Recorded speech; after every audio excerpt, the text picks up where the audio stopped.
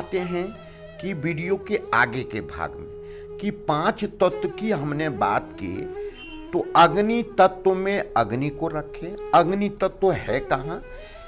135 degree से लेकर के 180 डिग्री तक का पूरा क्षेत्र जो आता है यह अग्निकोण है।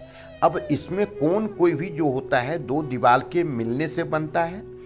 135 जब हम बोल रहे हैं तो 11 डिग्री पूर्व के दीवार पर, 11 डिग्री आपको दक्षिण के दीवार पर मिलेगा। इसी प्रकार हम पृथ्वी तत्व पर आते हैं जो 225 पर है, 11 डिग्री दक्षिण के दीवार पर और 11 डिग्री पश्चिम के दीवार पर। हम आते हैं वायव्य कोण।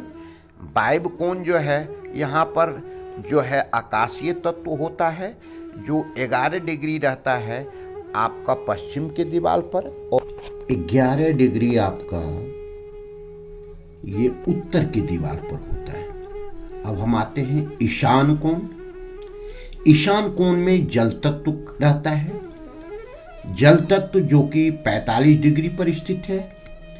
45 डिग्री अर्थात ये कहें कि 11 डिग्री आपको उत्तर की दीवार पर और 11 डिग्री आपको पूर्व की दीवार पर मिलता है। ये सारे जो कोण के आधार से तत्व का हम वर्णन कर रहे हैं।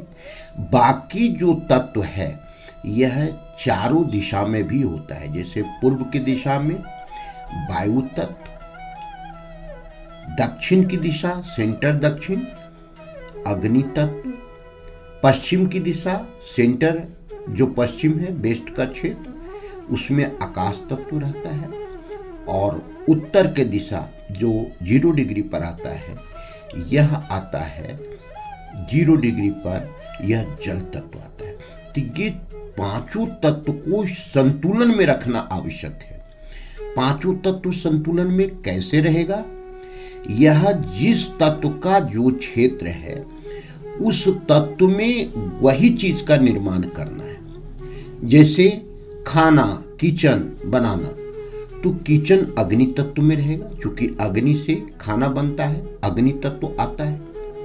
हम जैसे बोरिंग या अंडरग्राउंड टैंक इत्यादि की बात करते हैं यह जल तत्व में आता है, यह ईशान कोण के क्षेत्र में आता है।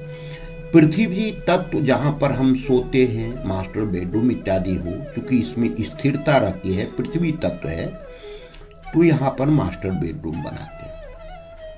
आकाशीय तत्व में जो कि हमें सपोर्टिंग जोन कहलाता है, सपोर्ट मिलता है, एनर्जी मिलती है और यह एनर्जी हमको जो है 315 डिग्री पर मिलता है। इसका दूसरा भाग में और डिटेल इसके जो शेष वीडियो है वो आपको मिलेगा। धन्यवाद। फिर मिलते हैं अगले वीडियो में।